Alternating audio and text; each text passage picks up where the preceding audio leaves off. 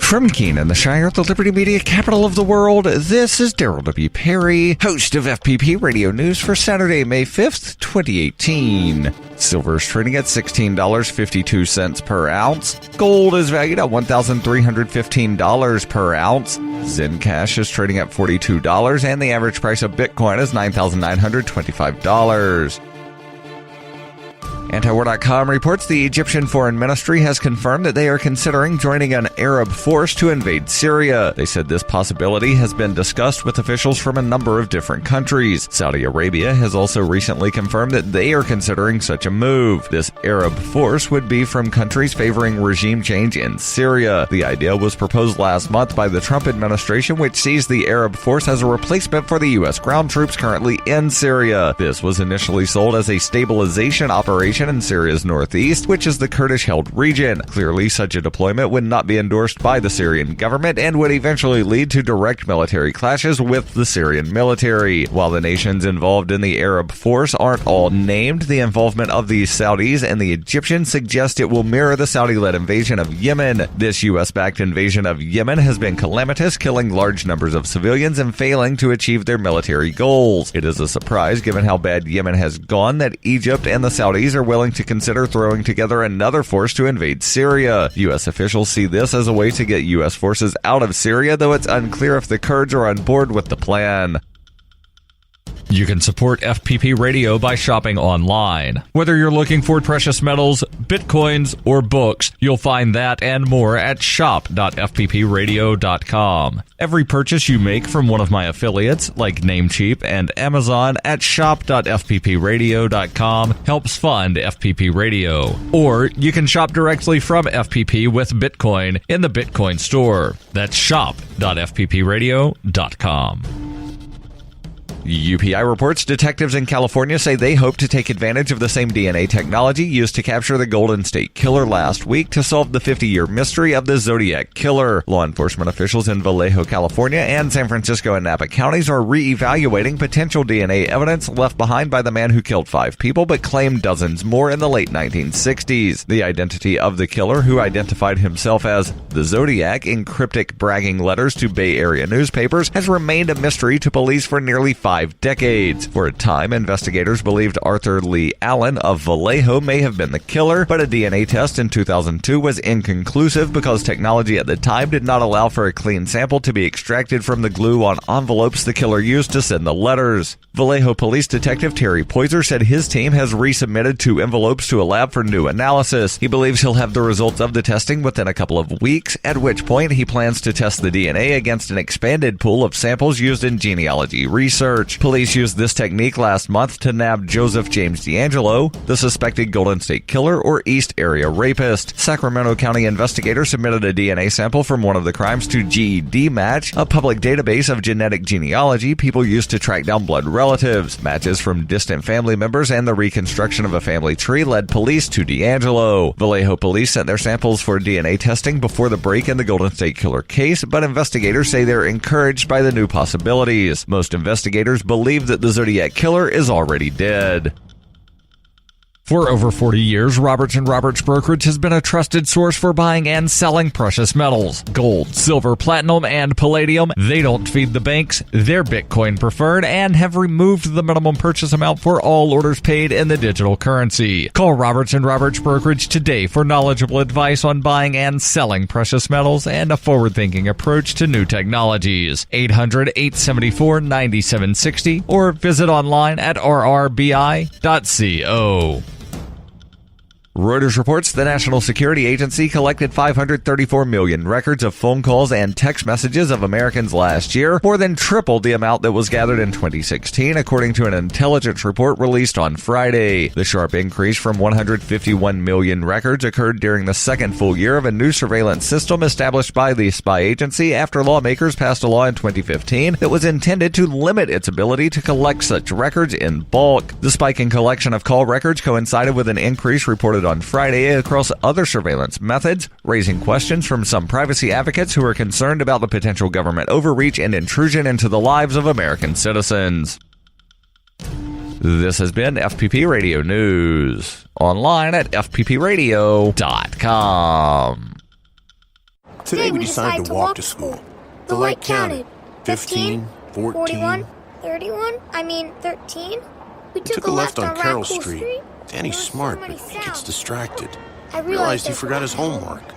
I hope he doesn't have another bad day at school. When you can see learning and attention issues from their side, you can be on their side. That's why there's Understood.org, a free resource for the parents of the 1 in 5 kids with learning and attention issues. Go from misunderstanding to Understood.org. Brought to you by Understood and the Ad Council.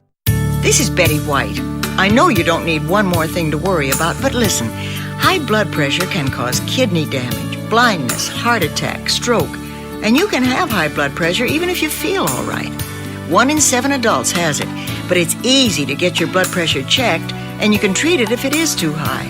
So don't worry about it, don't ignore it, just see your doctor and check it out.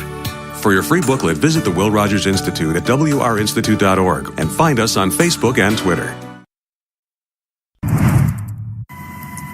Hawaii's Big Island remains on high alert. Trump praises a judge who criticized Mueller. And this is the sound of a man returning home to Zimbabwe. This is Reuters Now. Hawaii's Big Island remains on high alert Saturday after the Kilauea volcano spewed lava into residential areas, forcing hundreds to evacuate. Activity continues. Doesn't look like it's slowing down. Adding to the chaos, the island was hit by a series of earthquakes on Friday, including a powerful 6.2 magnitude tremor. This isn't stopping.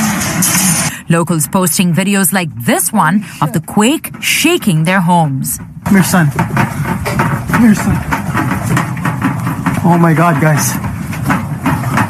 This week's increased seismic activity created 7 new cracks in the earth, with lava flowing through some at over 2,000 degrees Fahrenheit, taking over neighborhoods where some 1,700 people have already been evacuated. You can feel the heat coming from the ground.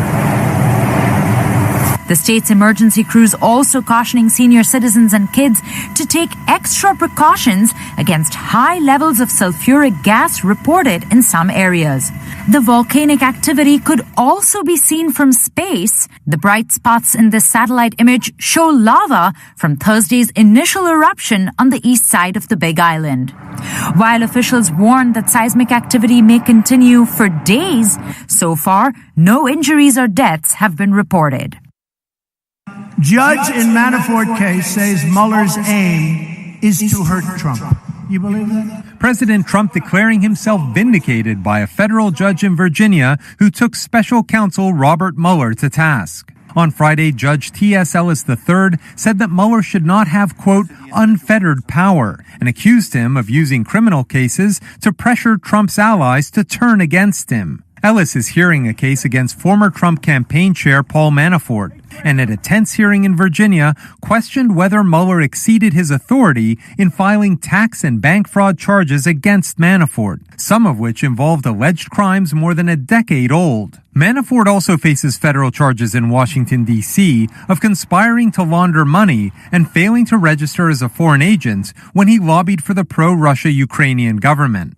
Judge Ellis said the Virginia indictment appeared to be a way for Mueller to try to get Manafort to provide information about Trump, to get him to, quote, sing. That was music to Trump's ears. He read the judge's comments out at a speech at the National Rifle Association in Dallas. How does this have anything to do with the campaign, the judge asked? I've been saying that for a long time. It's a witch hunt. The sharp tone of the judge's comments could spell trouble for Mueller's case against Manafort and put even greater pressure on Deputy Attorney General Rod Rosenstein to rein in the Russia investigation. Mueller is tasked with investigating alleged Russian interference in the 2016 election and possible collusion with Russia by the Trump campaign. On Friday, Mueller's team pushed back against Judge Ellis's charges, arguing the special counsel's investigative scope covered the activity in the indictment. Manafort has filed a motion to have the case dismissed. I'm a baker and I am a migraine sufferer. Working with a migraine is overwhelming. I take Excedrin before it all goes off the cliff, then I'm back to my life again. Excedrin Migraine. Relief that works as hard as you do. 534 million.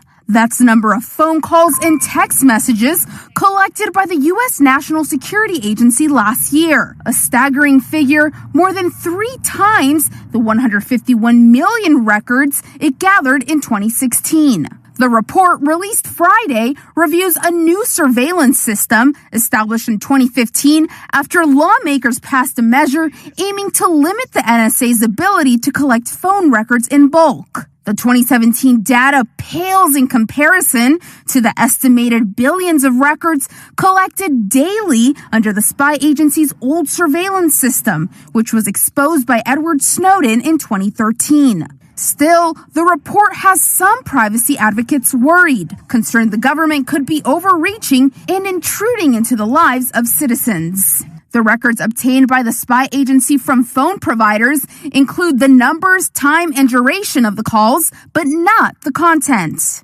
NSA officials have also said that the tally may seem inflated, as it also includes multiple calls made to or from the same phone number. Friday's data also showed a rise in the number of foreigners living outside the United States who were targeted under a warrantless internet surveillance program known as Section 702 that Congress renewed earlier this year. Warren Buffett says the United States and China won't do something extremely foolish when it comes to trade. I'm Trevor Honeycutt in Omaha at the Berkshire Hathaway annual shareholders meeting.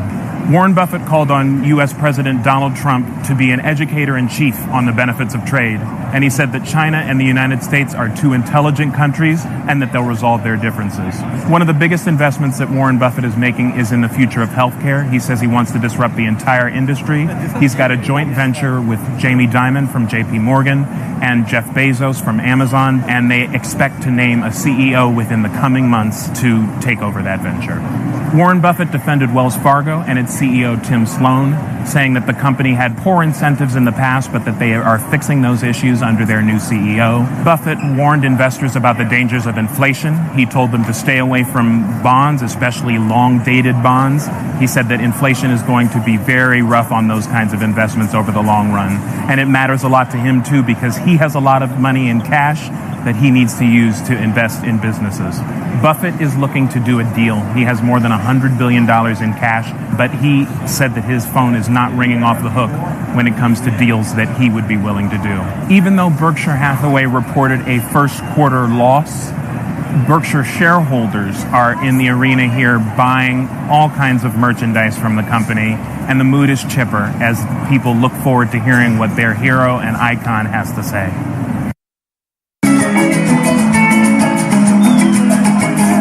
It's been 14 years since Thomas Mapfumo worked up a crowd like this in his home country. He was forced to flee Zimbabwe after years of using his music to call for freedom. First from colonial white rule when Zimbabwe was known as Rhodesia, and later from former President Robert Mugabe. When the government was against me, they saw me as an enemy of the state. And, well, I didn't fear for my life. All I wanted was my children to be safe, my family, and also to carry on with my music. His fans call him the Lion of Zimbabwe. Mapfumo is also considered the father of a genre known simply as liberation music. It was banned, and he was arrested in 1979 for supporting revolution against that white government, released 3 months later after protests from supporters. But when independence came and Mugabe took power, he became disillusioned again with the new authoritarian leader. And he fled for the United States with his family, fearing for his life, after making songs criticizing the new order. Now Mugabe's gone, and Mapfumo's first homecoming show sold out. Although he still thinks the country has a long road to recovery. We would like to see our people, there's a little change of course, but our people would like to see the real change. The real change is not there. our people are still living in squalor. Got him. I'm a sniper. I'm good with my AR. If anybody has any problems, you know what I'm saying, you can find me on Fortnite. In fact, millions of gamers can be found on Fortnite, battling with people like Christian Acevedo. Fortnite recently setting a record with 3.4 million people playing at the same time. Fortnite Battle Royale comes courtesy of Epic Games, a company partially owned by China's Tencent. A combination of Minecraft and Call of Duty, Fortnite drops 100 players on an island. Last man standing wins. Bogdan AKH is one of the world's top players. Beginning of Season 3, I maybe played 24 hours a day for like 1 week, because I had to be number one. Rolled out last fall on gaming systems and more recently on your iPhone, Fortnite is free to play, and yet it's become a money machine. Oh my God, we need help! According to firm Superdata, Fortnite made $223 million in March alone, all from in-game purchases. In the Fortnite item shop, I have bought 2 skins, 1 glider, 2 battle passes, and that cost me $70. And it's not just Epic cashing in. Fortnite is making fortunes for some of its players, too. They stream their games on Twitch, the online gaming network owned by Amazon, some making hundreds of thousands of dollars a month, possibly more. On a recent visit to Twitch's office, CEO Emmett Shear explained the eye-popping economics. They can run ads. They can sell subscriptions to their channel. People who are their super fans can cheer for them with money, with bits. So where does this massively popular game, which released Season 4 this week, go from here? Some are betting on esports. A recent Fortnite event at an esports arena in Las Vegas, featuring popular streamer Ninja, drew a record-breaking audience to his Twitch stream. Where? Please, oh God. The buzz of a free game that rakes in cash for top players could have kids spending even more of their summer on the couch.